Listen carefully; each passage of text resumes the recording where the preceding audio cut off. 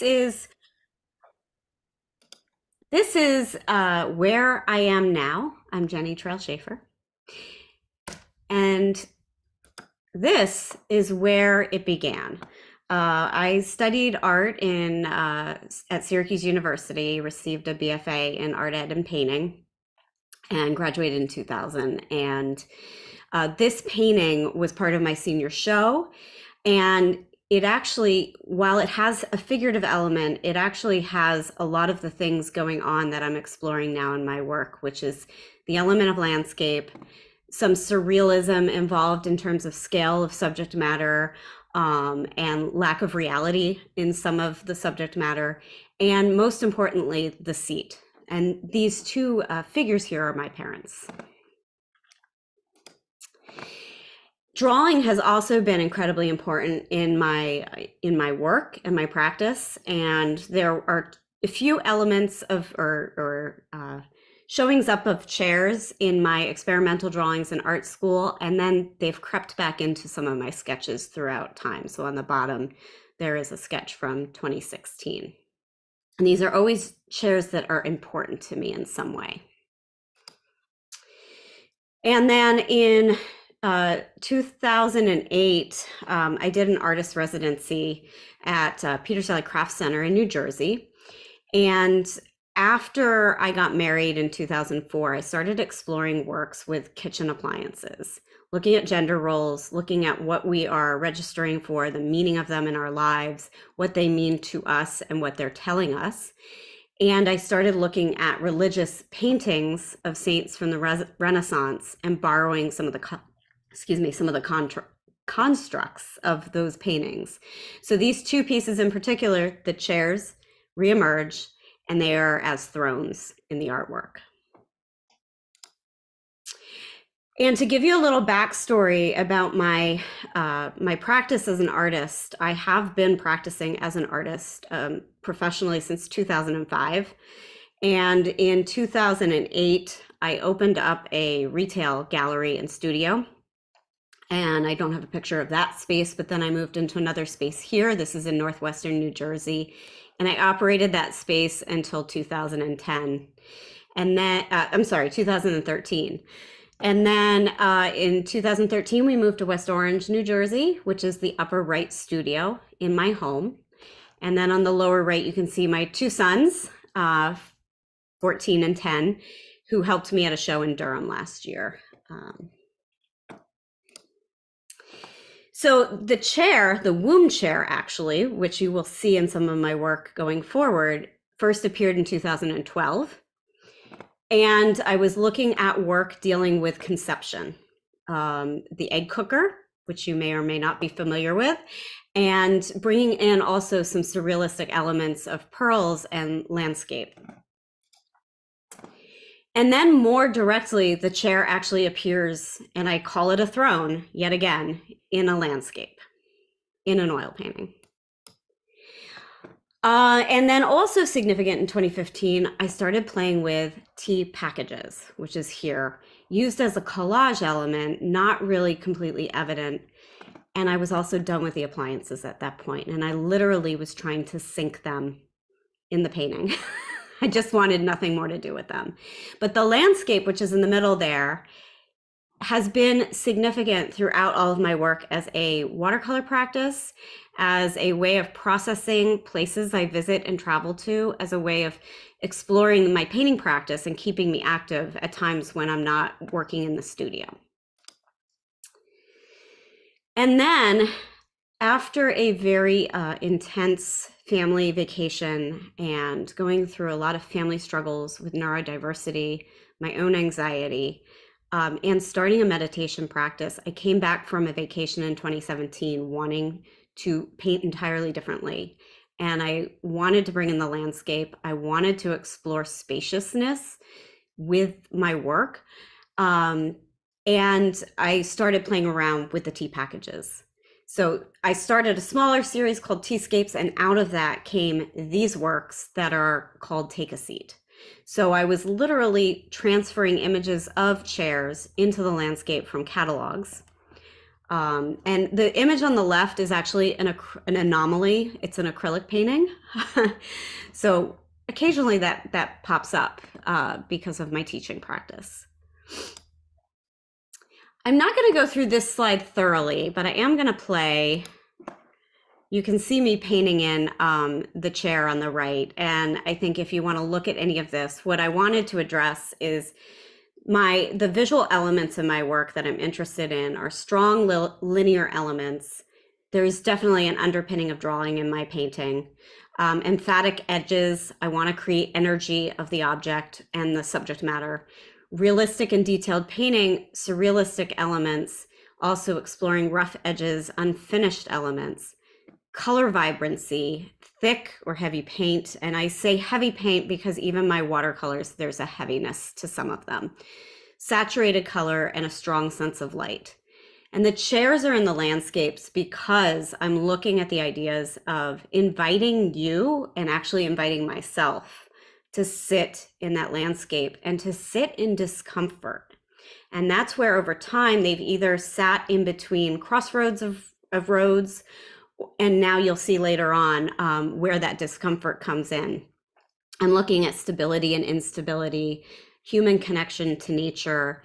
And I want to create images that convey the complexity of the human experience, because we aren't in a binary, right? It's and also, I think, is the right term. So here you can see some of the process of my layering the T-scapes, taking the tea package, using gloss medium to secure it onto the paper. It does get reversed. Once that dries, I burnish it actually, and then it dries, and I then peel up the lining in the tea package, and it reveals the vibrant colors of the design of the tea package. It also reverses the tea package text, which I actually like. I think there's a little bit of a nod to Leonardo da Vinci. He wrote things in reverse as a code, and I think it actually forces you to look into the work a little bit deeper and try to decipher what's underneath. So this is a finished work. Take the ginger seat. And it is a watercolor. And then these three watercolors were significant because they helped me. Some of my text is actually hidden by the share screen. So I forget what I wrote up there. Finding peace, and actually being on the precipice of death, and pondering relocation. This directly came out of that vacation out to Wyoming. This is Yellowstone. And the piece in the middle, the chair is seated on a road that I used to run my dog in a reservation in New Jersey. And he was dying, and it was the last run we went on. And I wanted to cement that moment. And it's the first time that I actually used the tea packaging as a more direct compositional element, more overt, and was thinking of like a frieze-like structure. And then in the final piece, again, it's a chair at the crossroads. This is a specific street in my old neighborhood, and I painted this while we were making the decision to relocate. Concurrently, I was working on smaller chairs that were influenced by chairs I see around me, or people would send me chairs that they, were significant to them. So the piece on the left is actually from the chairs in the middle by an artist named Alyssa Nisham, who's also a watercolorist. And the painting on the right, I was actually I don't remember where I found the chair, but I was actually thinking of Alice Neal, who was a strong influence on my work.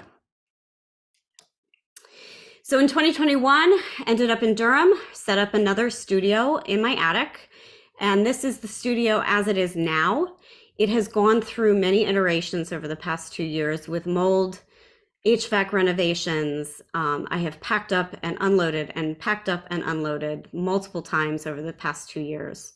So during that process, I still was making some work, but not as productive. And one of the things, I'm kind of jumping into a connection to a question right now that I'm curious about, is the idea that I really enjoy working on works on paper.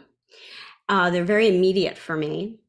And at the same time, I do not like the process of framing, even though I know I'm good at it. So what I've done is I've taken my smaller works and I mount them onto a cradled panel. And the papers that I'm working on tend to be either arches or an Indian paper that has a very rough deckled edge that I really like the feeling of. So I will mount it. I will either leave the cradled panels unframed and finished with a wax paste so that they can be protected. The work is UV coated with an archival spray, or I've presented them with floating frames. And then the larger work, of course, is a little more challenging because I feel like I do need to frame it. And like I said, I do feel I'm good at framing the work. I know a lot about archival framing, but I hate the process and I hate the storage. But this is how I've been presenting some of the larger paper works. So around the same time in 2022, I was exploring the idea of tethers. And I was thinking about the influence of the idea that a tether can both hold us down, but it can also ground us, or if it's released, it can set us free. So these were just sort of some starts of explorations with tethers in watercolor. And then in 2022, I worked on an artist residency through Thrive. And it coincided with at the time I was running a lot, and need to improve my running, increase my running, getting outside. So there was a connection between being on the trail for my mental health, running, and experiencing that environment in a different way. So when I came back to the studio, my focus was working solely in a sketchbook. My studio was still not completely set up. So it was more attainable to me to work this way. And I would first interpret the landscape from photos, as you can see here. But then I would flip and do another painting and I would abstract it. And I was putting the tethers in.